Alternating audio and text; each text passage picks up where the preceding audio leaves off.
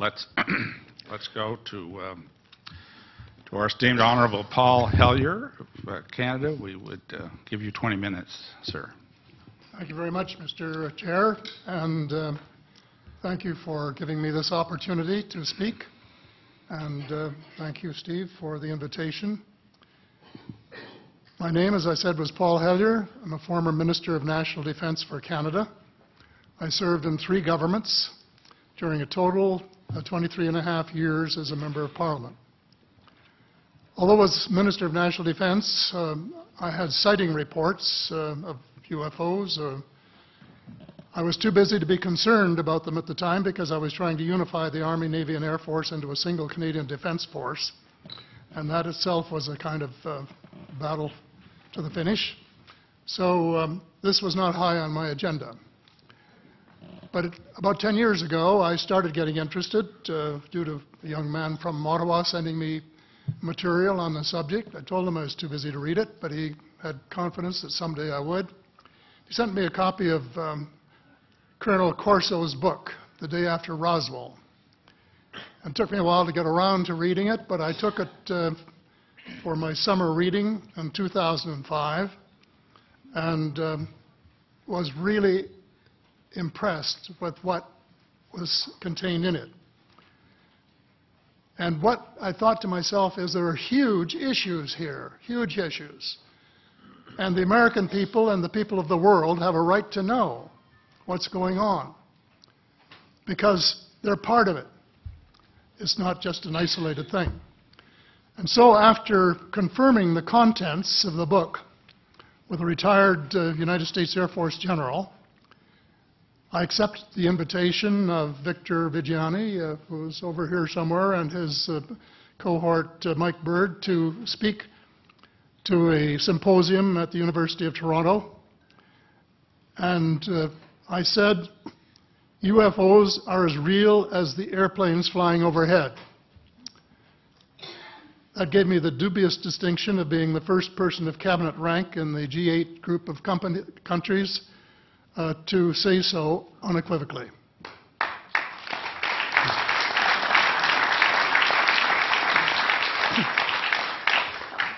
Since then, I've learned a lot from many sources, including a number of the fantastic witnesses that we have heard these last 4 days. They were so outstanding, I was just really blown away with them, the amount of information that was available.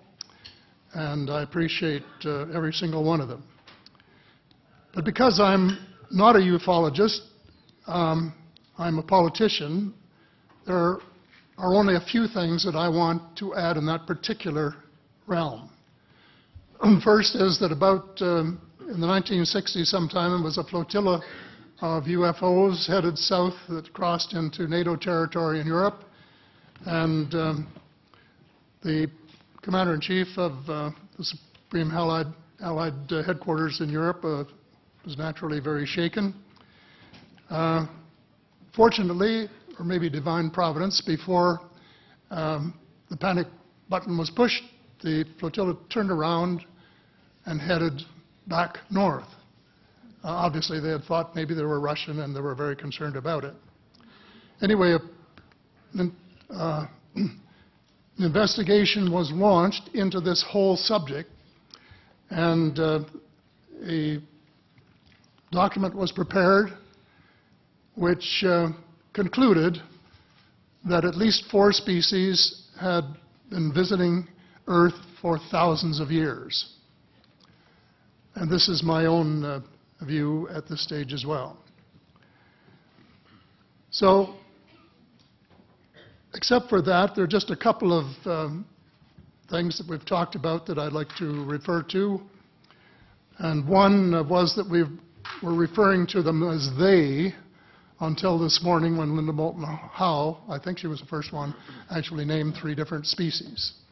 I have brought my latest book called Light at the End of the Tunnel, A Survival Plan for the Human Species, as an aide-memoire, and I name 5 different species here. I'm aware of more now.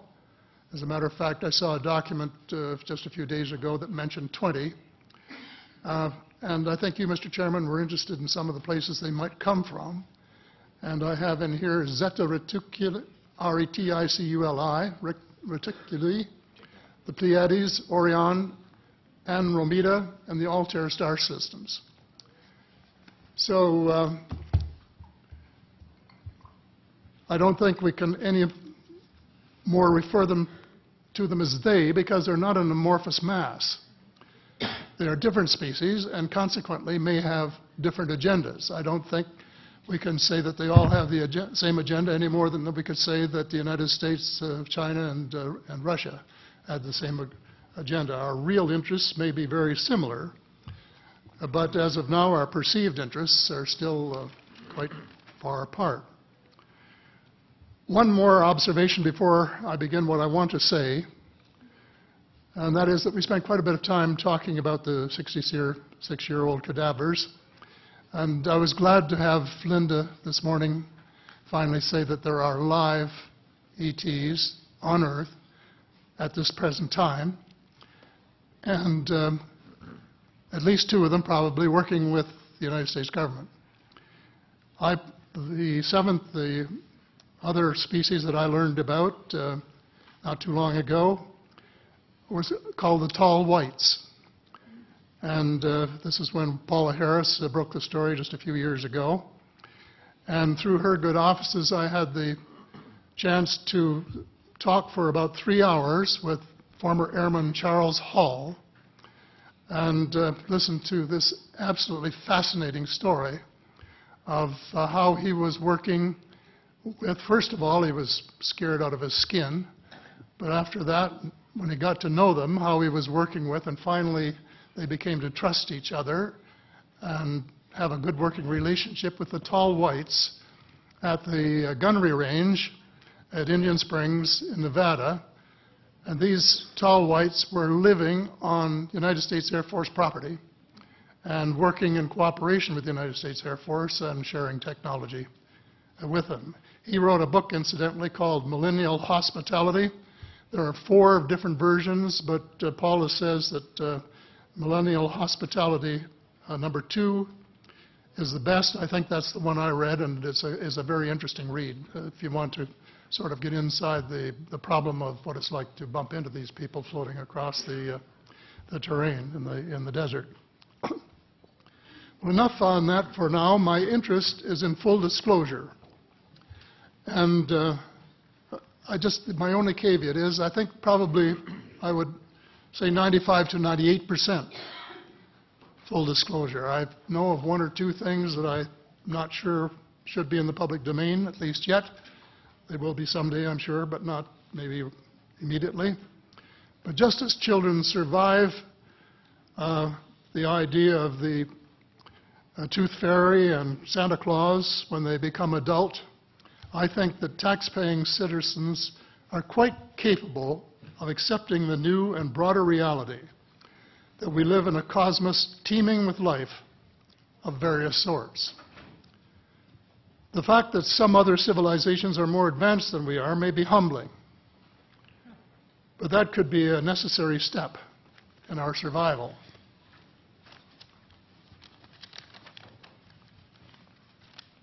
The world is an unholy mess.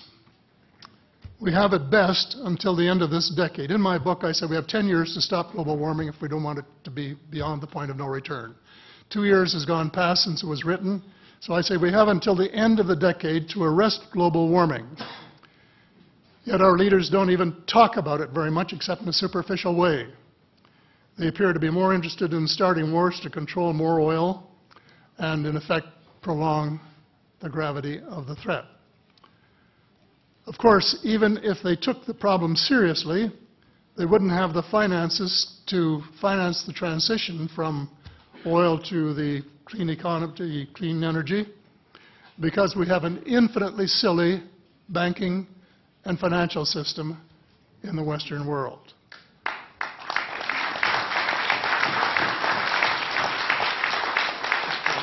And the United States Congress, I regret to say, is partly responsible, and I'd be glad to elaborate on that later if you're interested.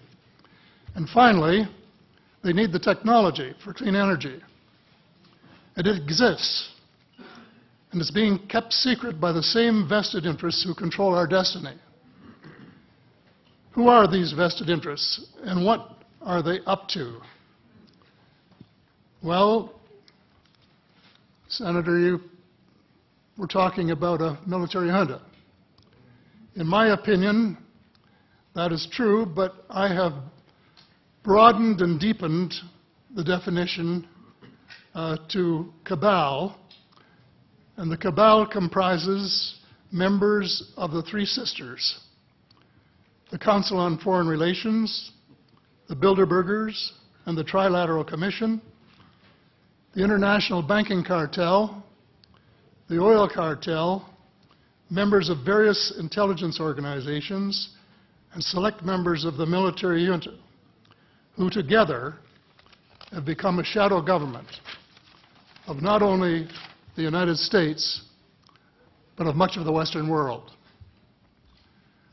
The Council on Foreign Relations is the oldest of the Three Sisters, and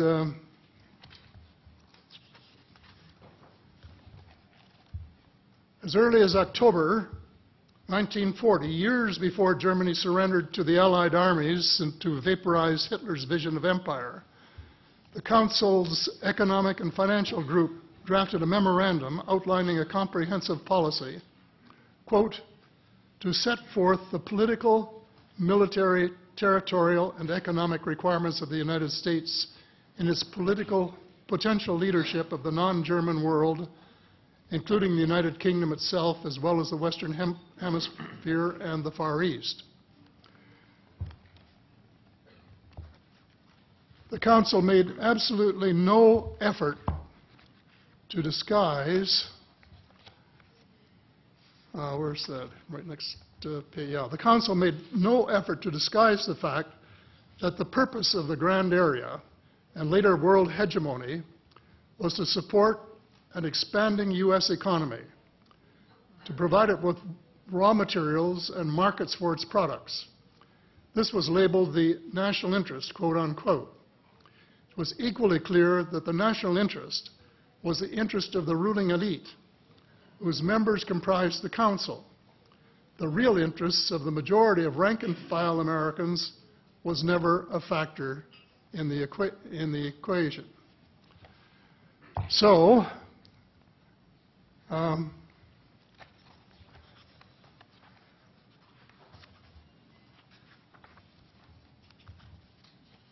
Mr. David Rockefeller, who was a member of all three of the sisters, is quoted as saying this at a meeting of the Bilderbergers in Europe.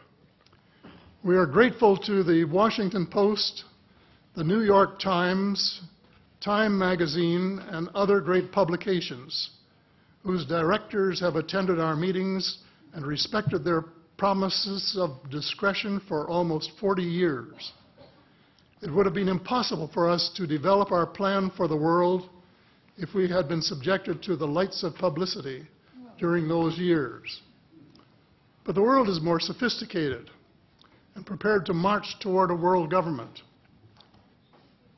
The supranational sovereignty of an intellectual elite and world bankers is surely preferable to the national autodetermination practiced in past centuries. He, of course, pretended he didn't say that, but the witness this is reported by Daniel Estulin, a thoroughly reliable reporter who has written the true story of the Bilderberger Group. And if you want to really get inside of what's been going on there for this long time, that's a good place to go. So anyway, you hear what Mr. Rockefeller said, and so there you have it. The aim of the game is a world government comprising members of the cabal who are elected by no one and accountable to no one. And according to Mr. Rockefeller, the plan is well advanced. Does this help you to understand why our civil rights are being taken away from us? I say us, because Canada too is included in the grand plan. A giant leap in the wrong direction followed the end of the Cold War.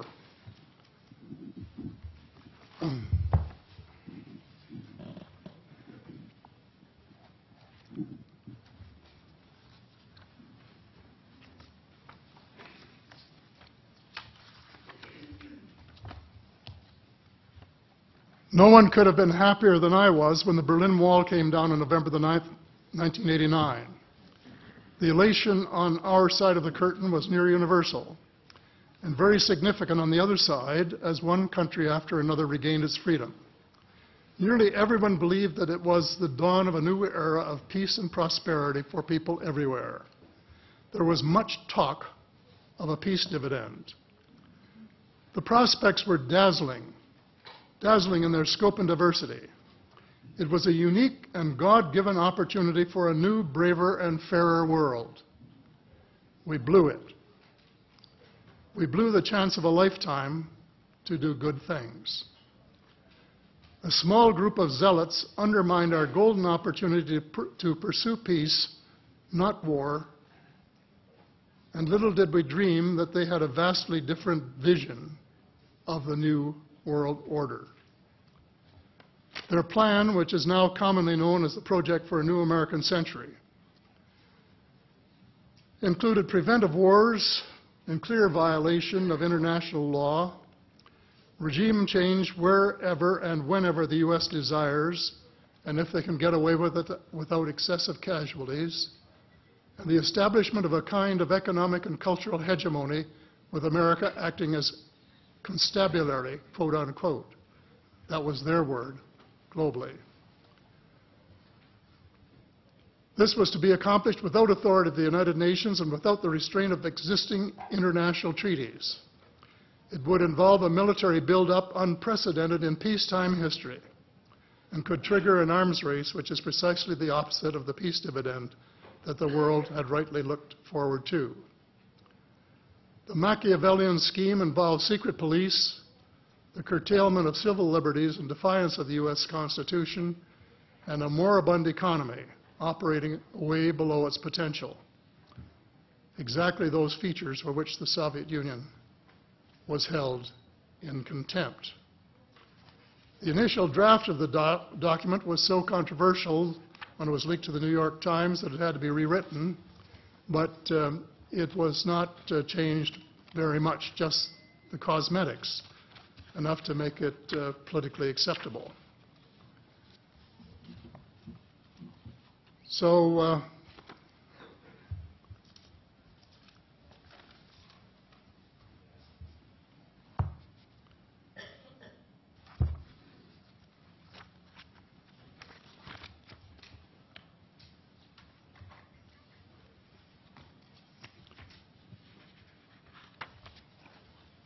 I have a minute here to my bearings.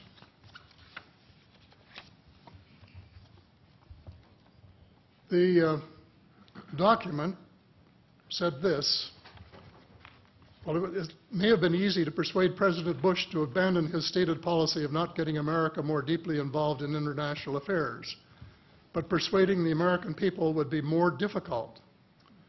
Sophisticated Americans would question such a giant sea change in policy.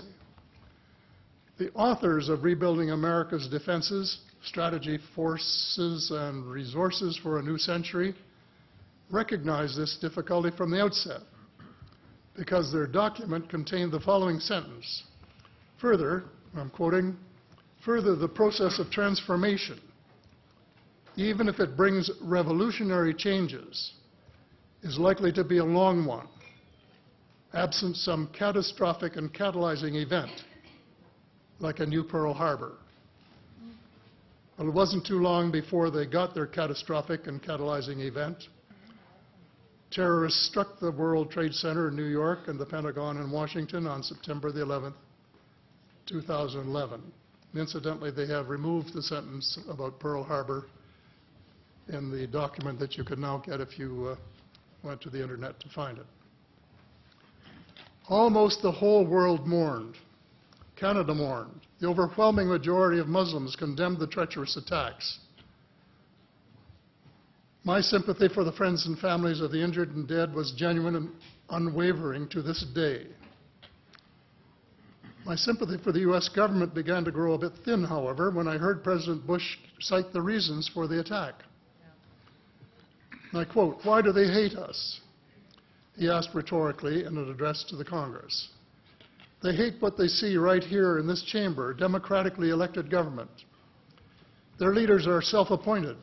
They hate our freedoms, our freedom of religion, our freedom of speech, our freedom to vote and assemble and disagree with each other." I felt sad when I heard the President's word. I assumed that he believed what he was saying.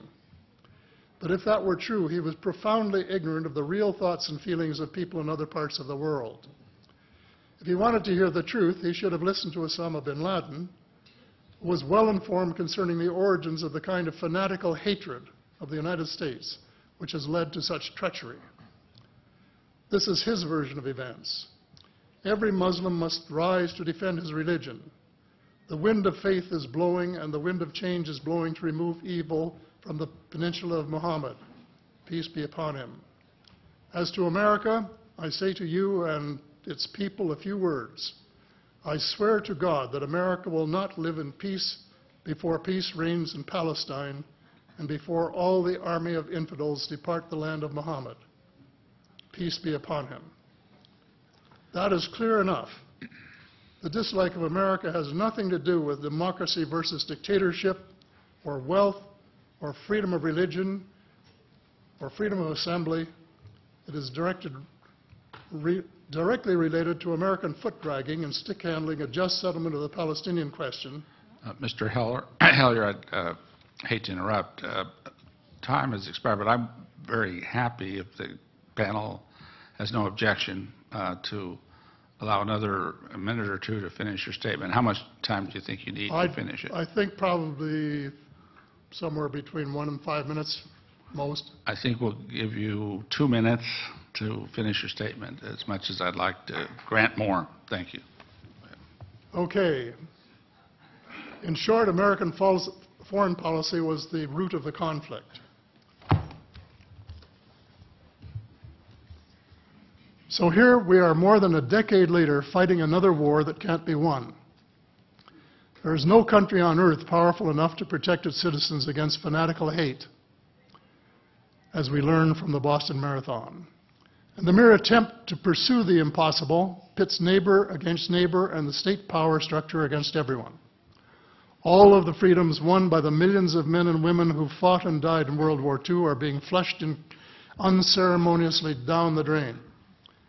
The only hope of peace is a negotiated settlement. This will require a paradigm shift in American attitudes. It involves a de facto renunciation of the plan for a new American energy and the adoption of a pledge of cooperation with all humankind to build the kind of world which we are collectively capable of.